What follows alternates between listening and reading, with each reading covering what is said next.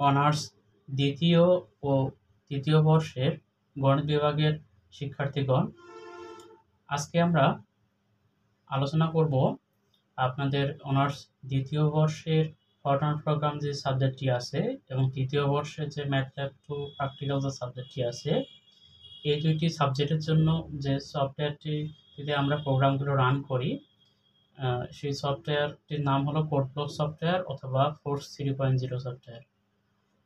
আজকের পার্টে আমরা কোডব্লক সফটওয়্যারের ডাউনলোড, ইনস্টলেশন ও এর যে সেটিংস, সেই সেটিংস নিয়ে আলোচনা করব এবং এর যে পরের পার্টটিতে 2 নম্বর পার্টটিতে আমরা ফোর্স 3.0 যে সফটওয়্যারটি আছে সেটির ডাউনলোড, ইনস্টলেশন এবং সেটিংস নিয়ে আলোচনা করব। তো চলুন আমরা এই কোডব্লক সফটওয়্যারটি ডাউনলোড দেখে আসি। এটির জন্য আমাদেরকে যে কোনো একটি ব্রাউজারে যেতে হবে। সেক্ষেত্রে আমরা গুগল ক্রোম যে ব্রাউজারটি, সেটিতে আমরা যাচ্ছি। এখানে গিয়ে সার্চ বারে এখানে আমরা কোডব্লকস টাইপ করতে হবে। টাইপ করে এন্টার চাপবেন।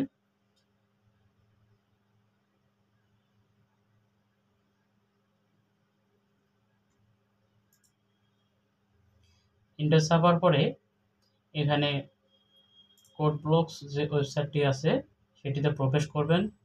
এরপরে ডাউনলোড অপশনে ক্লিক করবেন। এরপরে ডাউনলোড দ্য বাইনারি রিলিজ এখানে ক্লিক করবেন। তারপরে এখানে যেহেতু আমরা উইন্ডোজের জন্য ডাউনলোড করব, যেহেতু উইন্ডোজ এক্সপি এটাতে ক্লিক করবেন। করার পরে নিচে দেখবেন যে এখানে উইন্ডোজের জন্য একটা 64 বিটের সফটওয়্যার আছে এবং আরেকটি হচ্ছে 32 বিটের একটি সফটওয়্যার আছে। তো বলে রাখি যে আপনারা কারা 64 বিটের সফটওয়্যারটি ডাউনলোড করবেন এবং কারা 32 বিটের যে সফটওয়্যারটি আছে সেটি ডাউনলোড করবেন। মনে রাখবেন যে যাদের প্রসেসর 64 বিটের প্রসেসর এবং আপনাদের উইন্ডোজ 64 বিটের হলে আপনারা এই 64 বিটের সফটওয়্যারটি ডাউনলোড করবেন, সেক্ষেত্রে ভালো পারফরমেন্স পাবেন। এবং যদি 32 বিটের প্রসেসর এবং 32 বিটের যদি উইন্ডোজ থাকে বা উইন্ডোজ হয়, সেক্ষেত্রে আপনার 32 বিটের সফটওয়্যারটি আপনারা ডাউনলোড করবেন। সেক্ষেত্রে 64 বিটের যদি আপনাদের উইন্ডোজ বা প্রসেসর হয়, সেখানে 32 বিটের আপনার সফটওয়্যারটি ডাউনলোড করলেও সমস্যা হবে না।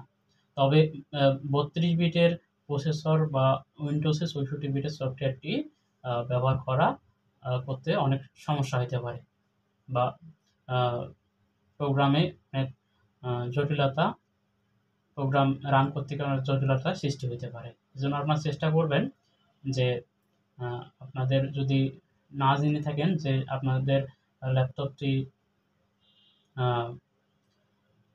বা কম্পিউটারটি যে প্রসেসর বা উইন্ডোজ এটি 64 বিট নাকি 32 বিট, আমি বলব যে আপনারা যদি না জেনে থাকেন তাহলে আপনারা 32 বিটেরটি সফটওয়্যারটি ডাউনলোড করবেন, তাহলেই কাজ করবে।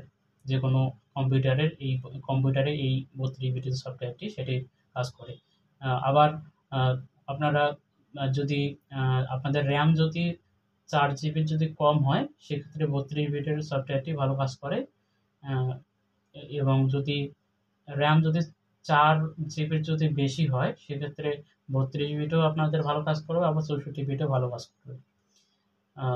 তো আপনারা চেষ্টা করবেন যে 32 বিটেরটাই ডাউনলোড করার।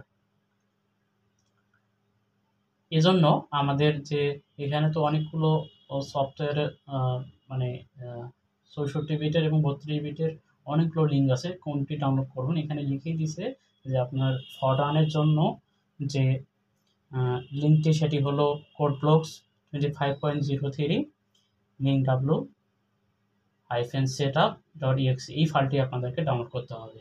অর্থাৎ 64 বিটের ক্ষেত্রে শেষ থেকে 2 নম্বরটি ডাউনলোড করতে হবে, আবার 32 বিটের ক্ষেত্রেও শেষ থেকে যে 2 নম্বরটি সেটি ডাউনলোড করতে হবে। তো এখানে 64 বিট এবং 32 বিটের ডাউনলোড প্রক্রিয়া দুটি একই রকম। আমি 32 বিটের যে ডাউনলোড প্রক্রিয়া সেটি দেখাচ্ছি। এজন্য আপনারা এই যে সফটওয়্যারটির যে ভার্সন, সেটির যে পাশে যে অ্যাড্রেসটি আছে সেটিতে আপনারা ক্লিক করবেন। এখানে ক্লিক করলে এখানে দেখাচ্ছে your download will start shortly. এখানে ডাউনলোড হয়ে যাবে, ডাউনলোড শুরু হবে।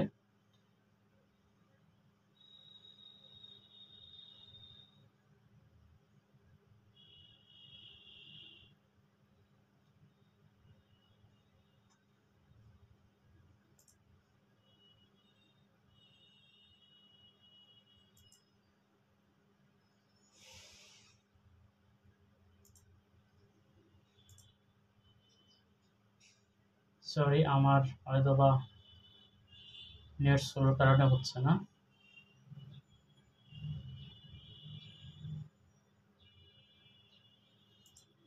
এবার হয়েছে,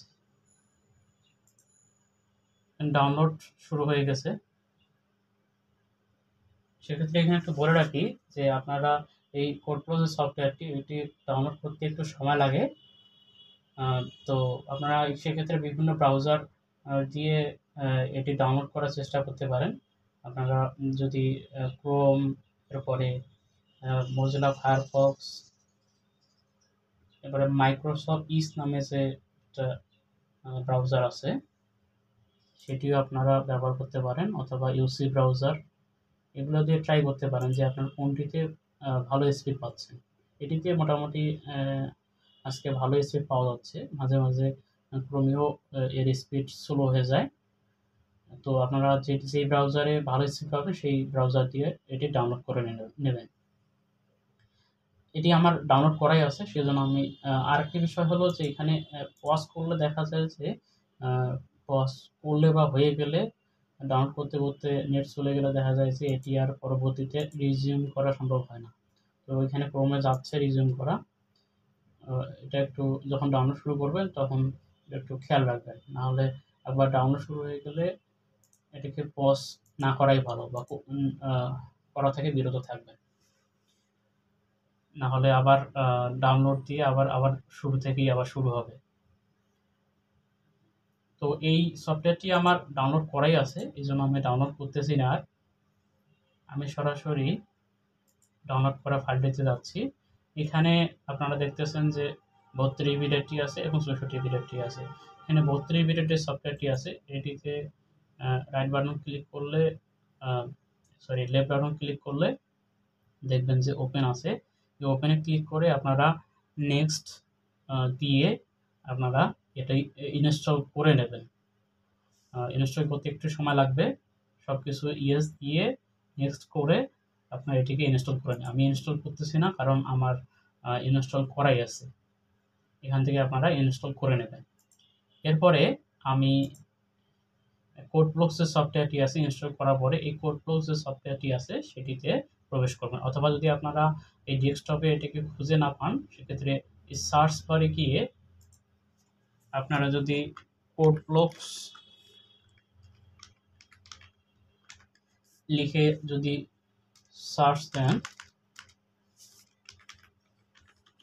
তাহলে আপনারা এই অ্যাপটিকে পেয়ে যাবেন।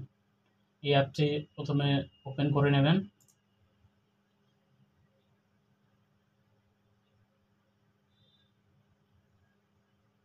সফটওয়্যারটি ওপেন করার পরে একটু সময় নিচ্ছে।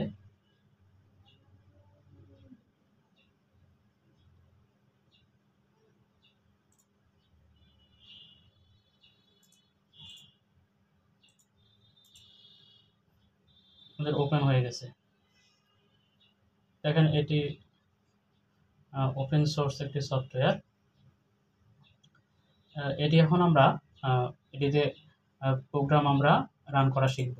সেক্ষেত্রে আপনারা প্রথম যে প্রোগ্রাম যে লিখবেন এই প্রোগ্রাম লেখার জন্য আপনাদেরকে ফাইলে গিয়ে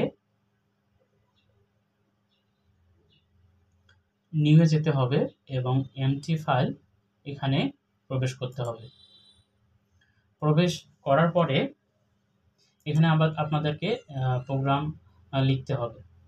সেক্ষেত্রে প্রোগ্রাম লেখার আগে আমাদেরকে কিছু সেটিংস করতে হবে, যেগুলো সেটিংস করার মাধ্যমে আমরা প্রোগ্রামটাকে ভালোভাবে প্রোগ্রামটাকে রান করতে পারবো, যে কোনো প্রোগ্রামকে, পাউডার প্রোগ্রামকে। এই জন্য আমাদেরকে প্রথমে সেটিংসে যেতে হবে, এবারে কম্পাইলারে যেতে হবে। কম্পাইলার আমাদের যে ফরট্রান যে প্রোগ্রামগুলো আছে বা প্রোগ্রামটি আছে, সেই ফরট্রান প্রোগ্রামের জন্য যে কম্পাইলারটির প্রয়োজন হবে সেটি হলো জেএনইউ ফরট্রান কম্পাইলার। এখানে আপনাদের ইনস্টল করার পর যে জেএনইউ জেসিসি কম্পাইলার লেখা থাকবে, আপনারা এখানে ক্লিক করে নিচে এসে দেখবেন যে জেএনইউ ফরট্রান কম্পাইলার, এখানে ক্লিক করবেন। ক্লিক করে এখানে সেট অ্যাজ ডিফল্ট করে দেবেন। ডিফল্ট করে দিয়ে ওকে করবেন। ওকে করলে আপনাদের যে কম্পাইলার সেটা সেট হয়ে যাবে। এই জেএনইউ ফরট্রান কম্পাইলার সেট না করা পর্যন্ত আপনাদের প্রোগ্রাম ঠিকভাবে কাজ করবে না বা রান হবে না।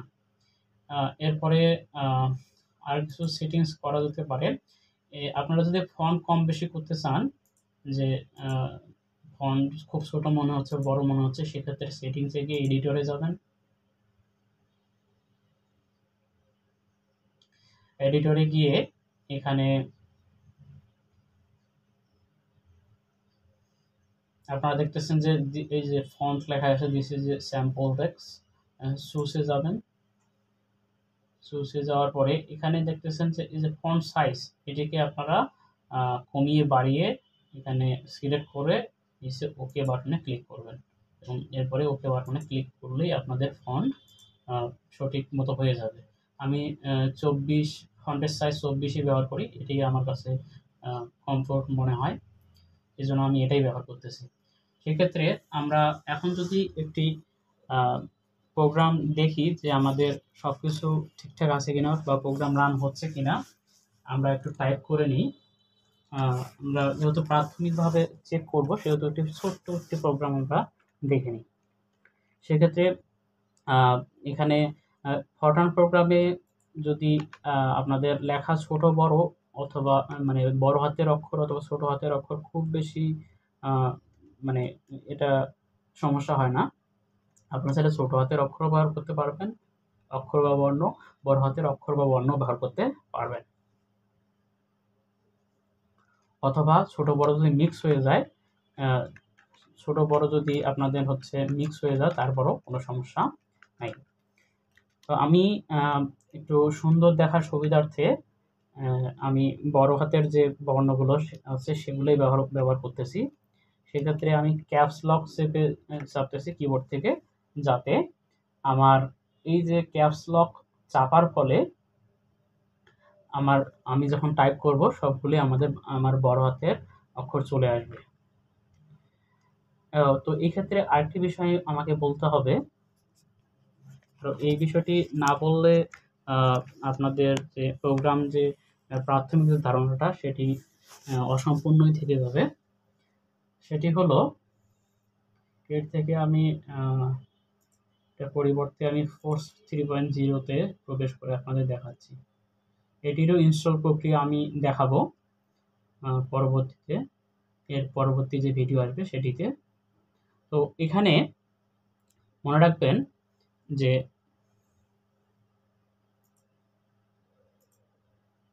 এটিতে ভালো করে দেখা যাচ্ছে, এখানে যে প্রথম যে কলামটি আছে, এই যে প্রথম কলামটি, এটিকে বলা হয় আমাদের কমেন্ট ফিল্ড। এই 1 নম্বর কলামকে আমাদের বলা হয় কমেন্ট ফিল্ড, অর্থাৎ এখানে আমরা কমেন্ট লিখতে পারবো।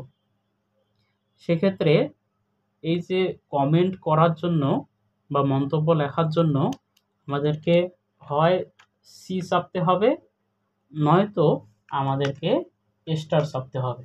স্টার চাপলে দেখা যাবে যে আমরা এই স্টার চাপার পরে আমরা যে এর যে মন্তব্যটি লিখব, এটি 2 থেকে 80 কলমের মধ্যে আমরা লিখব। অর্থাৎ এখানে স্টার দেওয়ার পরে এখান থেকেও চাইলে আমরা, আচ্ছা স্টারের পরিবর্তে আমি সি দিচ্ছি, আচ্ছা স্টারই দিই।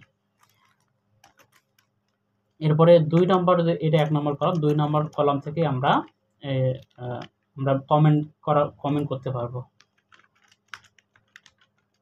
ফার্স্ট প্রোগ্রাম,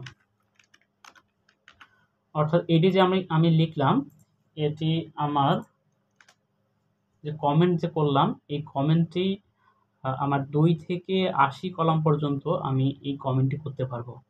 অর্থাৎ আমি যখন প্রোগ্রাম রান করব তখন এই কমেন্টটি আমার শো করবে না। এটি শুধুমাত্র আমার একটা প্রোগ্রামকে সঠিকভাবে একটু আ মানে প্রকাশ করার জন্য বা কাউকে বোঝানোর জন্য এই কমেন্টটা করা হয়ে থাকে। এটি প্রোগ্রামের আউটপুটে এটি শো করবে না। এই হলো ১ নম্বর ফিল্ড, যেটাকে কমেন্ট ফিল্ড বলা হয়। এরপরে যে ২ নম্বর যে ফিল্ডটি আছে, এই ২ নম্বর ফিল্ড যে ২ নম্বর যে কলামটি আছে, বা আম আমরা বলতে পারি যে এখানে ২ থেকে ৫ বা ১ থেকে ৫ এই কলামটিকে বলা হয় লেভেল ফিল্ড। এই লেভেল ফিল্ড কেন বলা হচ্ছে আ আমি একটু পর বলতেছি। এই ২ নাম্বার যে কলামটি আছে সেটি হচ্ছে লেভেল ফিল্ডের কলাম। সেক্ষেত্রে আমরা যদি এই আ কমেন্টটি মানে কমেন্ট ফিল্ডে যদি আমরা কমেন্ট ব্যবহার করি, সেক্ষেত্রে আমাদেরকে ২ নম্বর যে কলামটি আছে সেটি থেকে আমাদেরকে লেভেল নম্বরটা দিতে হবে। লেভেল নম্বর মনে করেন যে ২২ বা ১০ এভাবে দিতে হবে। ২ নম্বর কলাম থেকে আমাদেরকে শুরু করতে হবে। ২ নম্বর কলামে আমাদেরকে আ লেভেল ফিল্ডটা দিতে হবে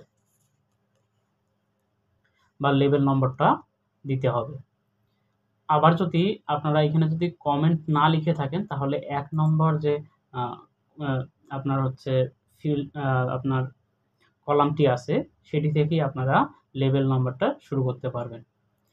এইগুলো হচ্ছে ২ থেকে আপনারা বা ১ থেকে ৫ পর্যন্ত, অর্থাৎ আমরা ১ নাম্বার যে কলামটি সেটিকে বললাম আ কমেন্ট ফিল্ড, এবং ১ থেকে ৫ যে কলামটি সেটিকে আমরা বললাম লেভেল ফিল্ড। অর্থাৎ এখানে ১ নাম্বার কলামে আমরা কমেন্ট করার জন্য কোনো কিছু লিখব, এবং ১ থেকে ৫ যে কলামটি আছে সেটিকে লেভেল ফিল্ড বলা হয়। এখানে আমরা লেভেল নম্বর দিব। এরপরে পরবর্তী ধাপে আমাদের আসবে ৬ নম্বর কলাম।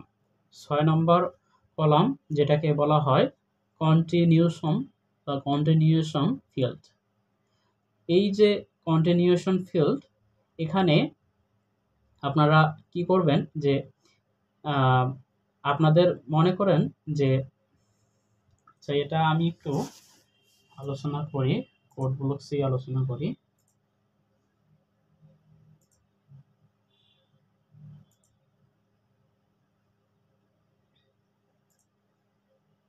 কোর্স 3.0 তেই হয়তোবা আমাদের বেশি সুবিধা হবে।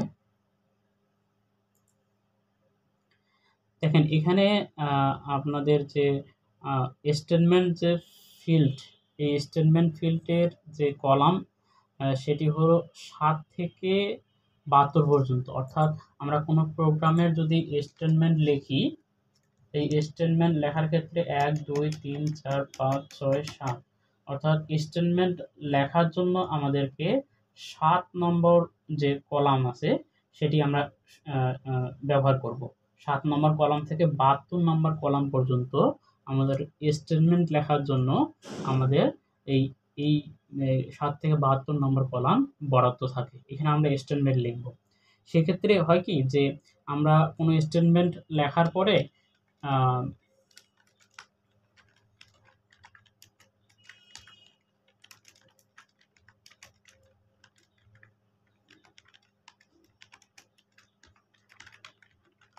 This is my first program. এই স্টেটমেন্টটা লেখার পরে দেখা যায় যে ৭ থেকে ৭২ নম্বর কলামের মধ্যে আ জায়গা মাঝে, মাঝে সংকট পড়ে যায়। সেক্ষেত্রে আমাদেরকে কি করতে হবে? এই যে আ ৬ নম্বর যে কলামটি আছে,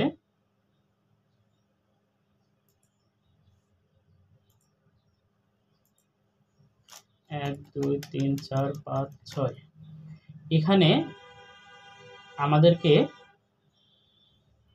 আ এই যে কলামে এখানে আমাদেরকে মানে শূন্য অথবা ফাঁকা স্থান বাদে যেকোনো আমরা আ সংখ্যা দিতে পারবো। সংখ্যা দেয়ার পরে যেকোনো শূন্য অথবা আ ফাঁকা স্থান বাদে যেকোনো সংখ্যা দেওয়ার পরে আমরা যদি নিচে লিখি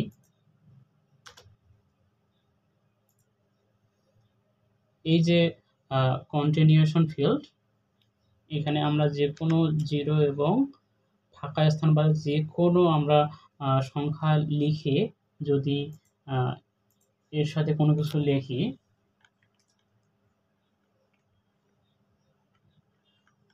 ফরটার্ন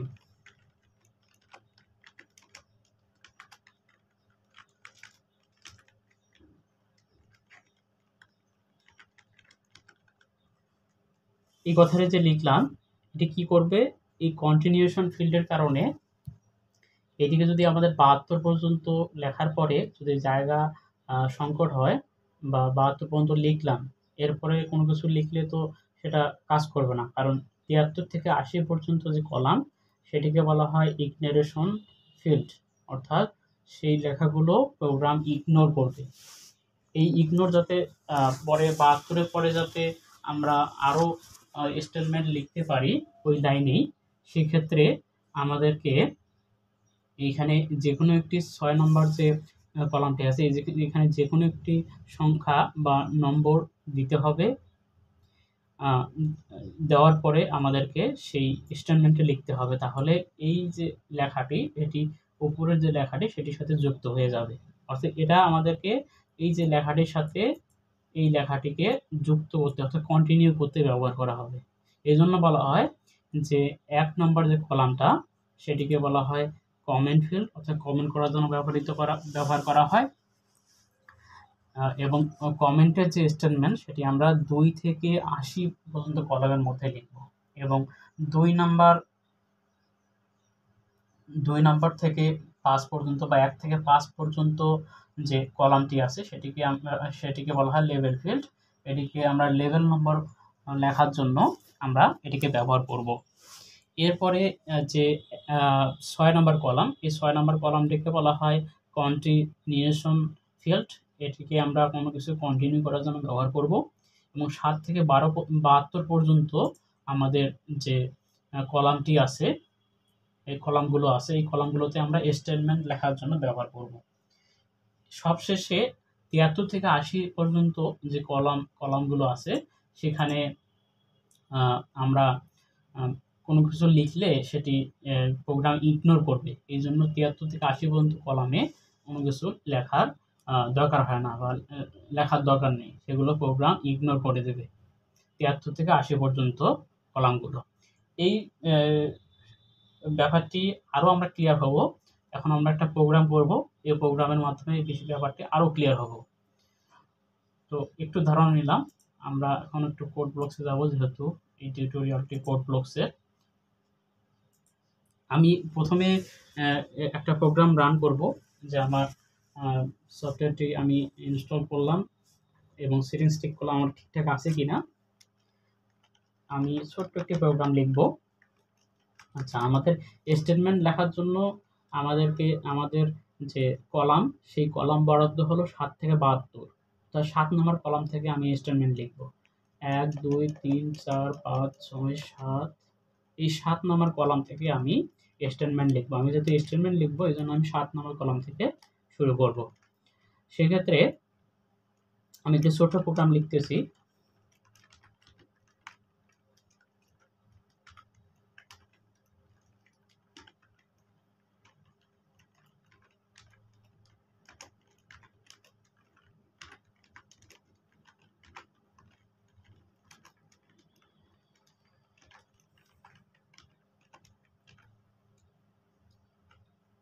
প্রিন্ট দিলাম, এরপরে স্টপ,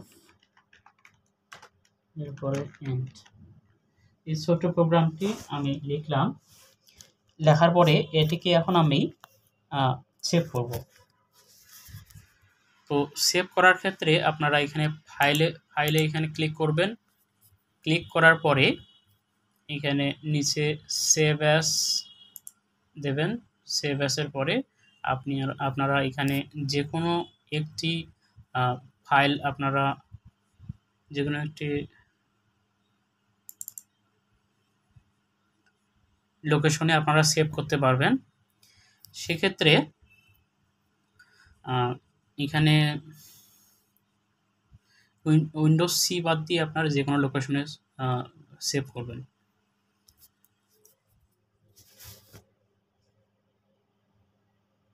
আমি ধরলাম যে আমি উইন্ডোজ ডিতে আমি সেভ করব, সেক্ষেত্রে এখানে আপনারা যে কোনো একটি নিউ যে ফোল্ডার সেটি তৈরি করবেন। এখানে ক্রিয়েট ফোল্ডারে ক্লিক করলে এখানে আপনারা ম্যাথল্যাব 2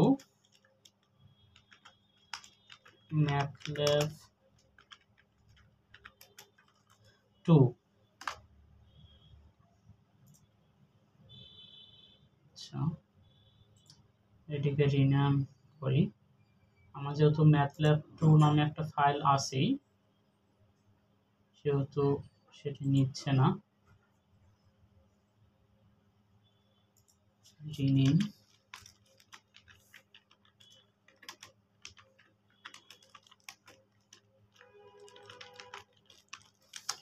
এই যে ফাইলটি বা ফোল্ডারটি আমি তৈরি করলাম, এই ফোল্ডারে আমি প্রবেশ করব। প্রবেশ করার পরে এখন আমি প্রত্যেকবার একই কাজ করব। এই লোকেশনে গিয়ে এই যে ফাইলে ঢুকিয়ে আমাকে এখানে যে কোনো একটি নাম দিতে হবে। এটি আমাদের যেহেতু ফার্স্ট প্রোগ্রাম, আমি ফার্স্ট প্রোগ্রাম লিখতেছি। ফার্স্ট প্রোগ্রাম লিখব, মানে আমি ফাইলটির একটি নাম লিখলাম, প্রোগ্রাম যে ফাইলটি আছে সেটি একটা নাম লিখলাম। এরপরে আমাদেরকে এক্সটেনশন দিতে হবে। তো এক্সটেনশন দেওয়ার ক্ষেত্রে আপনারা মনে রাখবেন যে মডার্ন যে সফটওয়্যার যে কোড ব্লকসের যে মডার্ন ভার্সনগুলো আছে, এগুলোতে F90, F95 বা F03 বা .F08 বা .F15 এই যে এক্সটেনশনগুলি এগুলো ব্যবহার করা হয়। কিন্তু পুরনো যে ভার্সনগুলো আছে, যেমন কোড ব্লকসের যে পুরনো ভার্সনগুলো আছে, সেগুলোতে .for অথবা .for অর্থ ফরট্রান বা .f অর্থ ফরট্রান এই যে এক্সটেনশনগুলো ব্যবহার করা হয়।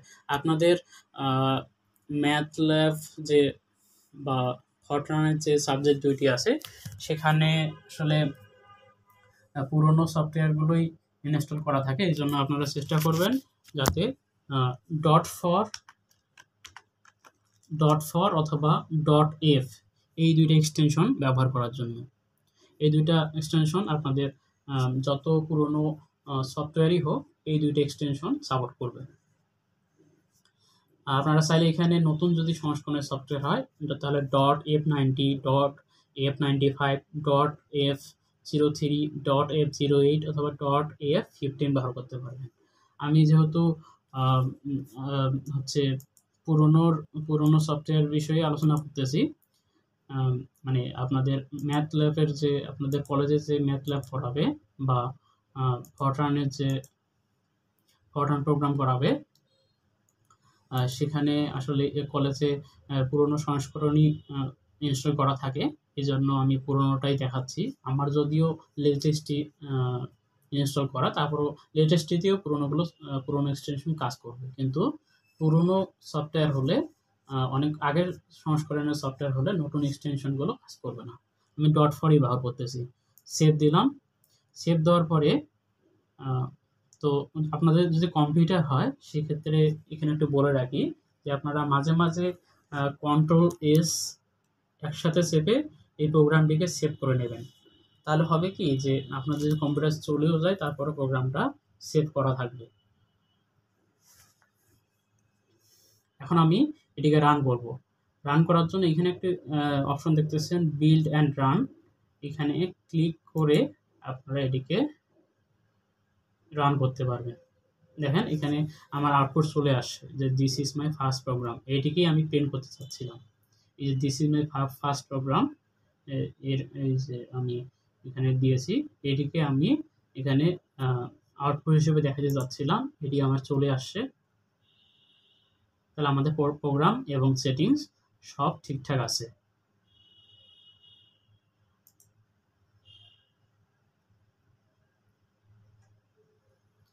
এখন এখানে একটি বিষয় যে আপনারা এই যে আমি একটাতে ক্লিক করতেছি, একটা লাইনে ক্লিক করতেছি, ক্লিক করার পরে সেটি হাইলাইট হচ্ছে। এটি হাইলাইট করার জন্য আপনারা কি করবেন, এখানে সেটিংসে যাবেন। সেটিংসে যাওয়ার পরে এডিটরে যাবেন।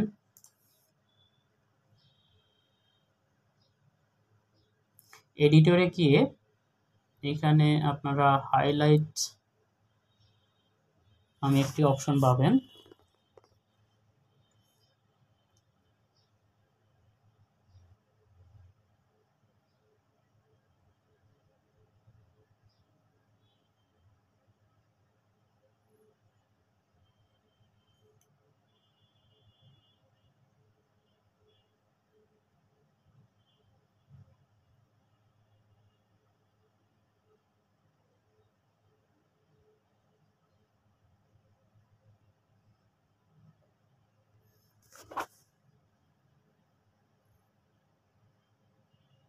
আচ্ছা, অপশনটি আপনারা খুঁজে নেবেন কোথায় আছে।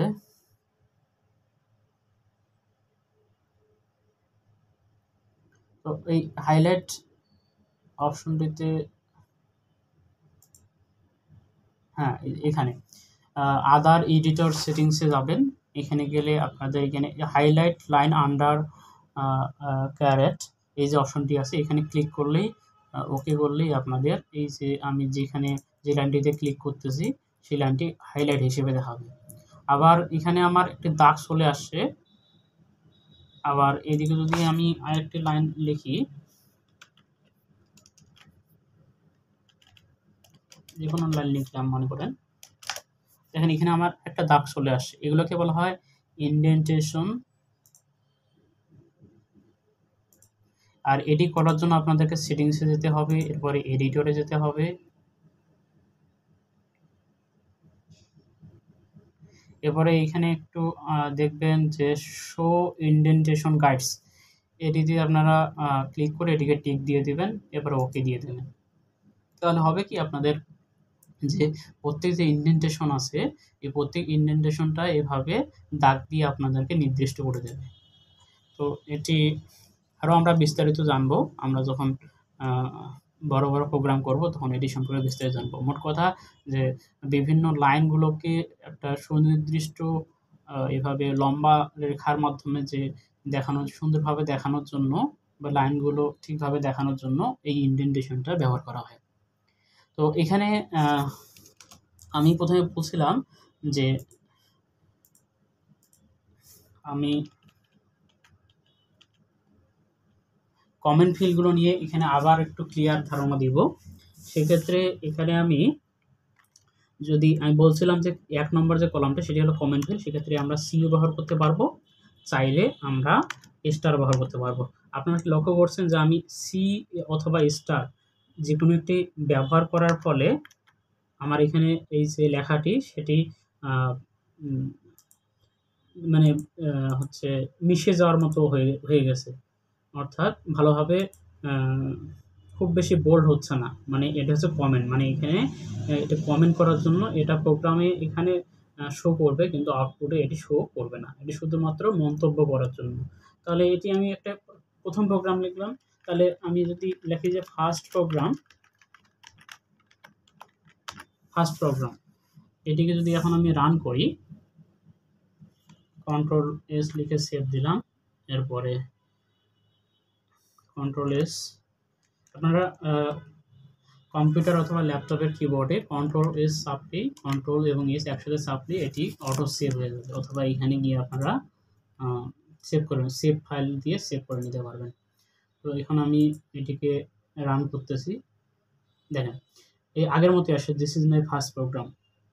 কিন্তু এখানে এই যে কমেন্টটি যে আমি করলাম সেটি এখানে শো করতেছে না। মানে এটি শুধুমাত্র একটা মন্তব্য করার জন্য, যে মন্তব্যটা আউটপুটে কখনোই আসবে না। এটি আপনার প্রোগ্রাম বোঝার জন্য।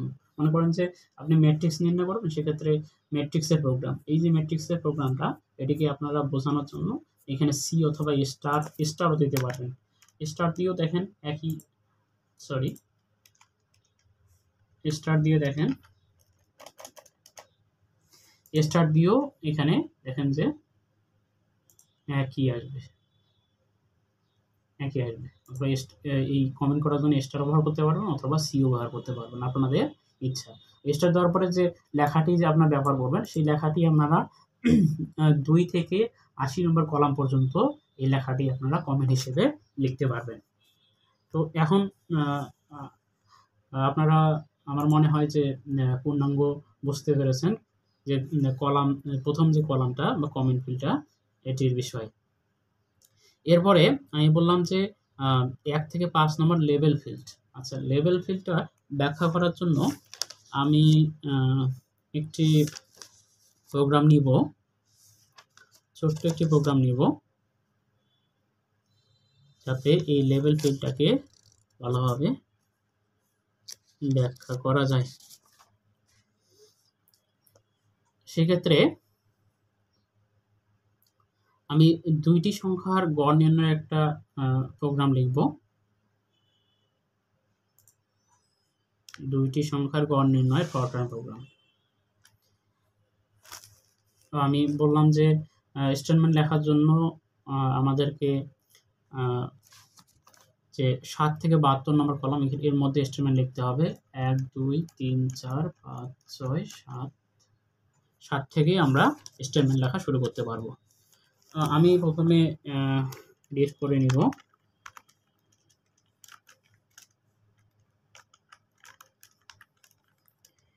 a, b, এরপর অ্যাভারেজ অর্থাৎ গড়। তাহলে আমি এখানে 2টি সংখ্যার গড় নির্ণয় করব। এর মানে a plus B divided by 2.0। আমরা জানি যে আমরা কোনো সংখ্যা লিখলে, ফরট্রান প্রোগ্রামে কোনো সংখ্যা লিখলে অবশ্যই আমাদেরকে সেটা রিয়েলে লিখতে হবে, অর্থাৎ পয়েন্ট দিয়ে দশমিক ব্যবহার করতে হবে। রিয়েল মানে দশমিক ব্যবহার করতে হবে। দশমিক সংখ্যা বলতেই রিয়েল নাম্বারকে বোঝানো হয়। আর যদি পাওয়ার হিসেবে থাকে তাহলে আমরা ইন্টিজার নাম্বার ব্যবহার করবো। ইন্টিজার মানে হচ্ছে পূর্ণ সংখ্যার চলক, এবং আমাদের রিয়েল নাম্বার হলো দশমিক সংখ্যার চলক। এরপরে আমরা প্রিন্ট দেব এটা।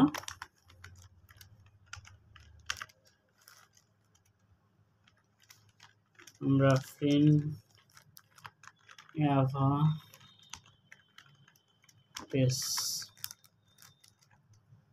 ইকুয়াল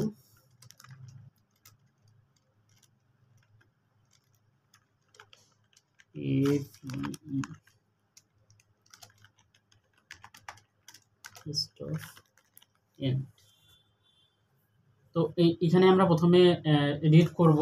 অর্থাৎ এ এবং বি এর মানে রিড করা অর্থ হচ্ছে ওইখানে প্রোগ্রাম যখন আমরা রান করব তখন সেখানে 2টি মান দিতে হবে, মানে এ এর একটা মান দিতে হবে, তাহলে বি এর মান দিতে হবে। দেওয়ার পরে সেটিকে প্রোগ্রামটি গড় করে নেবে। গড় করার পরে এই যে এভিই এটি হচ্ছে গড়, এবং এটিকে এই কমার মধ্যে, সিঙ্গেল কমার মধ্যে লেখা অর্থ হচ্ছে এই এখানে এই এভিইটাকে শো করবে অ্যাভারেজ হিসেবে। আমি যখন সিঙ্গেল ইনভার্টেড কমা দিয়ে ক্লোজ করে দিব, অর্থাৎ এই যে এইটুকু দেখাবে এই অ্যাভারেজের মান হিসেবে এইটুকু শো করবে। এরপরে স্টপ ইন করলাম। এখন আমি এই প্রোগ্রামটিকে সেভ করে নেব, কন্ট্রোল এস থেকে রান করব।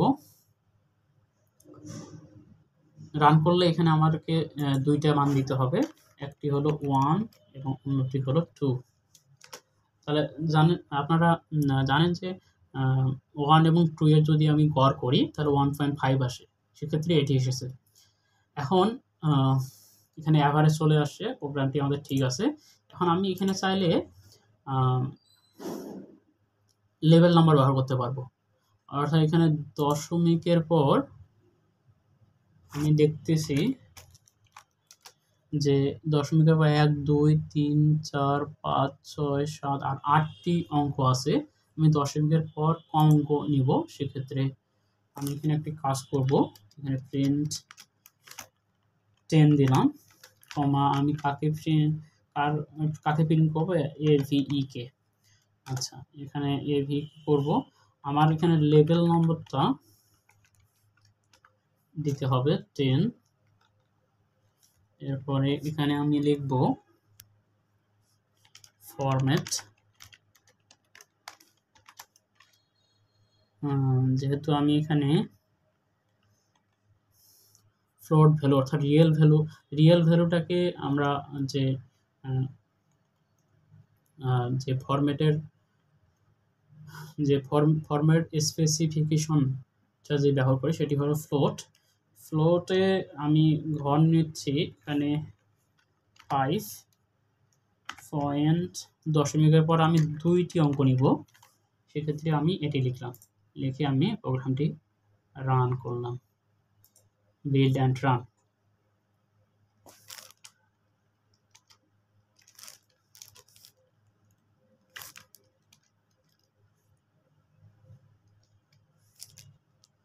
AVE format print10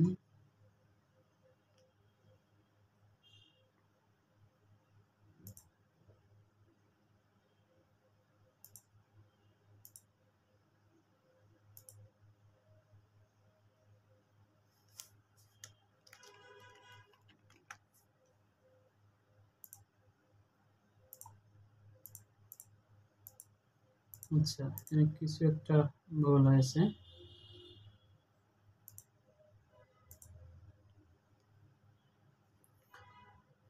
এখন এই যে প্রোগ্রাম কোথাও ভুল হলে আমরা কিভাবে এটাকে দেখব, সেটিকে যাওয়ার জন্য আমাদেরকে ভিউয়ে যেতে হবে, লক্সে যেতে হবে। এই লক্সে গেলে আমরা দেখতে পারবো যে আমাদের কত নম্বর লাইনে এবং কি কি আমাদের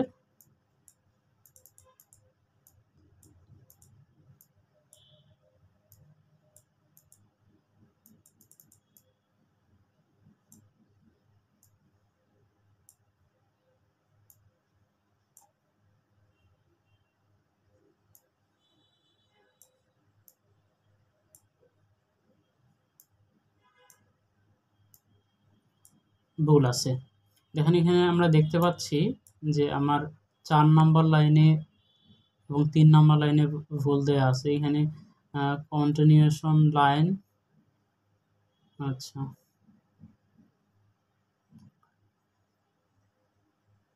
ফন্ট লেভেল 10 নট ডিফাইন। এখান থেকে আমরা লক্সে গিয়ে আমাদের ভুলগুলো আমরা এখানে দেখে নিতে পারবো যে আমাদের কোন কোন লাইনে ভুল আছে এবং কি কি আমাদের সংশোধন প্রয়োজন। সেক্ষেত্রে আপনারা এখানে লক্সে গিয়ে এখানে দেখবেন যে বিল মেসেজ নামে যে অপশনটি আছে, এখানে ক্লিক করে আপনারা মানে কোনো প্রোগ্রাম লিখতে গিয়ে যদি কখনো দেখেন যে আমার ভুল প্রদর্শন করতেছে, সেক্ষেত্রে এখান থেকে দেখে নিতে পারবেন যে আপনাদের কত নম্বর লাইনে এখানে ভুলটা দেখাচ্ছে। তো এখানে ভুলটা আমি যদি এখন সংশোধন করি, সেক্ষেত্রে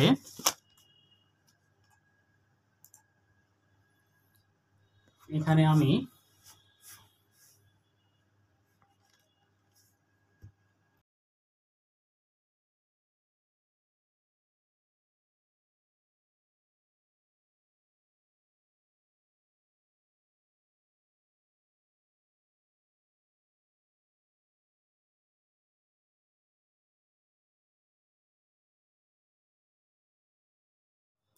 আমাদের এখানে ভুল দেখাচ্ছিল যে 4 নাম্বার লাইন এবং 3 নাম্বার লাইন।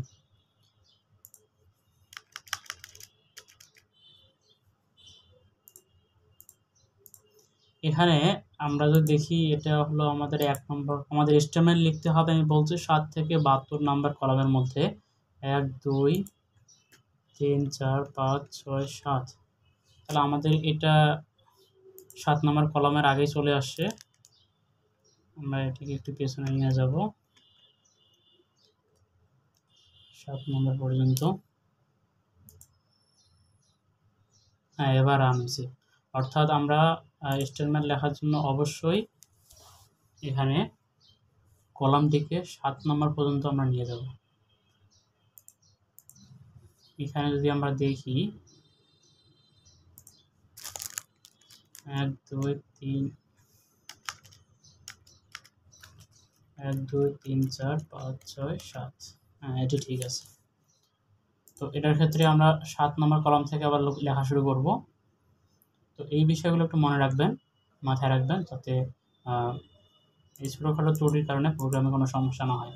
এখন আমরা যদি এটিকে আমি F5.2 লিখছি, যেখানে এই অ্যাভারেজ হিসেবে প্রদর্শন করবে এবং এখানে যে 5টা মানে সংখ্যা লেখার জন্য, আউটপুট লেখার জন্য 5টা পর্যন্ত ঘর পাবে এবং দশমিক পর 2টা অঙ্ক থাকবে বা সংখ্যা থাকবে। আমি যদি রান করি তাহলে এখানে 1 2 দেখেন, এখানে দশমিকের পর 2টা অঙ্ক আছে 50, যেখানে আগে 8টা অঙ্ক ছিল, সেখানে আমি এটাকে 2টা ঘরে নিয়ে আসলাম। তো এই হলো আমাদের এই যে লেভেল ফিল্ড, মানে আমাদের 1 থেকে 5 নম্বর যে কলাম, এখানে আমরা লেভেল ফিল্ডটা লিখতে পারবো। এর আগে আমাদের প্রোগ্রামটি কাজ করতেছিল না, কারণ আমাদের লেভেল ফিল্ডের মধ্যেই এই স্টেটমেন্ট লেখার যে স্টেটমেন্টটা সেটি ঢুকে গিয়েছিল। এজন্য আমরা আবার 7 থেকে সেই স্টেটমেন্টটা লিখলাম। তাহলে এই হলো আমাদের লেভেল ফিল্ড। এখন এখানে একটি বিষয়, যে আমি বলেছিলাম এটি ছিল আমাদের কমেন্ট ফার্স্ট প্রোগ্রাম। এরপরে 6 নম্বর কলামটিকে আমি বলেছিলাম কন্টিনিউশন ফিল্ড। এটি হলো আমাদের 6 নম্বর কলাম। এখানে আমি যে কোনো একটি অঙ্ক দিয়েছি, আচ্ছা, যে কোনো একটি অঙ্ক দেওয়ার পরে এটিকে যদি আমি রান করি,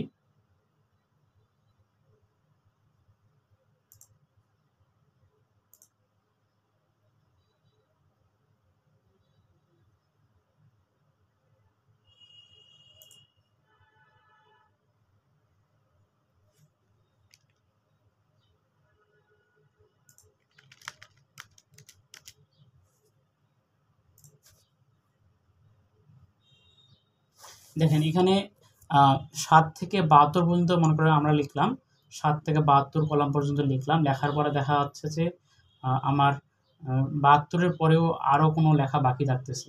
অর্থাৎ এখানে আমি দেখি 1 2 3 4 5 6 7 8 9 10 11 12 13 14 15 16 17 18 19 20 21 22 23 24 25 26 27 28 29 30 31 32 33 34 35 36 37 38 40 41 42 43 44 45 46 47 48 49 50 51 52 53 54 55 56 57 58 59 60 61 62 63 64 65 66 67 68 69 70 71 72, এই 72 পর্যন্ত আমরা স্টেটমেন্ট লিখতে পারবো। এরপরে 73 নাম্বার যখন আমরা কোনো কিছু লিখতেছি, দেখেন এটা আর বোল্ড হচ্ছে না, এটি আমাদের একটু কম বোঝা যাচ্ছে, অর্থাৎ এটি লুকিয়ে যাচ্ছে, হাইড হয়ে যাচ্ছে। অর্থাৎ এটি আমাদের, আমি যদি এটাকে রান করি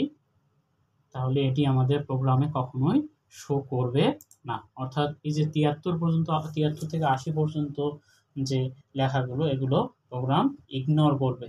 এই জন্য 73 থেকে 80 নম্বর কলামটিকে বলা হচ্ছে ইগনোরেশন কলাম।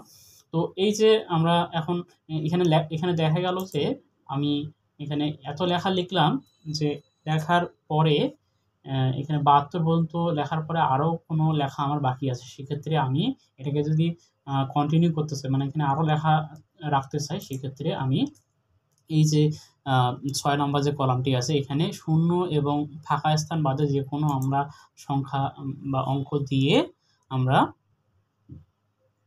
এখানে 7 থেকে 72-এর মধ্যে কোনো কিছু লিখলে এই উপরের লাইনটার সাথে সেটি যুক্ত হয়ে যাবে। অর্থাৎ এই যে এই লাইনটির সাথে আরও কিছু লেখা কন্টিনিউ করার জন্য আমরা এই যে কন্টিনিউয়েশন ফিল্ড এটিকে ব্যবহার করব। তারপরে এরপরে তো বললাম যে 7 থেকে 72 পর্যন্ত স্টেটমেন্ট ফিল্ড এবং 73 থেকে 80 পর্যন্ত হচ্ছে ইগনোরেশন ফিল্ড। অর্থাৎ আমরা যদি একটু সারসংক্ষেপ করি, যে 1 নম্বর কলামটা সেটিকে বলা হচ্ছে কমেন্ট ফিল্ড। এখানে আমরা কমেন্ট লিখতে পারবো। কমেন্ট হচ্ছে আমরা 1 নম্বর কলামে লিখবো এবং এরপরে কমেন্টে যে লেখাগুলো এগুলো 2 নম্বর কলাম থেকে 80 নম্বর কলাম পর্যন্ত আমরা কমেন্টটা লিখতে পারবো। এরপরে আমাদের 1 থেকে 5 অথবা 2 থেকে 5 পর্যন্ত এটাকে বলা হচ্ছে লেভেল ফিল্ড। আমরা যদি 1 নম্বরে কমেন্ট লিখি তাহলে 2 থেকে 5 হবে আমাদের লেভেল ফিল্ড, অথবা যদি আমরা 1 নম্বরে কমেন্ট না লিখি তাহলে আমাদের 1 থেকে 5ই হবে কলাম ফিল্ড, অর্থাৎ লেভেল ফিল্ড। এখানে আমরা লেভেল নাম্বারটা দিতে পারবো, যেখানে এইখানে আমরা দেখলাম লেভেল নাম্বারটা আমরা দিতে পারবো এখানে। এরপরে 6 নম্বর যে কলামটি, এই 6 নম্বর কলামটিকে বলে কন্টিনিউয়েশন ফিল্ড, অর্থাৎ এখানে কোনো কিছু লিখলে আমাদের আগের লাইনের সাথে পরের লাইনটা যুক্ত হয়ে যাবে, কন্টিনিউ হয়ে যাবে। এরপরে 7 থেকে 72 পর্যন্ত আমরা যদি কোনো কিছু লিখতে চাই প্রোগ্রামে, সেক্ষেত্রে 7 থেকে 72 নম্বর কলামের মধ্যে লিখবো, এটাকে বলে স্টেটমেন্ট ফিল্ড। এখানে স্টেটমেন্ট লিখতে হবে। এবং 73 থেকে 80, এখানে আমরা দেখলাম 73 থেকে 80 পর্যন্ত আমরা যাই লিখি কেন এটি আর আমাদের প্রোগ্রামের মধ্যে কাউন্ট হবে না। এটিকে বলা হচ্ছে ইগনোরেশন ফিল্ড, অর্থাৎ এই ফিল্ডগুলোতে কোনো কিছু লিখলে প্রোগ্রামটা ইগনোর করবে। তো এই হলো আমাদের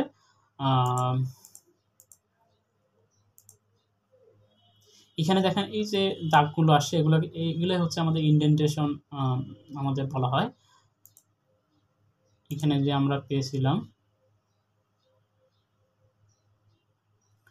এই যে ইন্ডেন্টেশন গাইড, এটা দেওয়ার ফলে আমাদের এইভাবে দাগ চলে আসবে, যার ফলে কোন লাইনের সাথে কোন লাইন সংযুক্ত এটা ভালোভাবে দেখা যাবে, যার ফলে প্রোগ্রামটা অনেক সুন্দর দেখায়।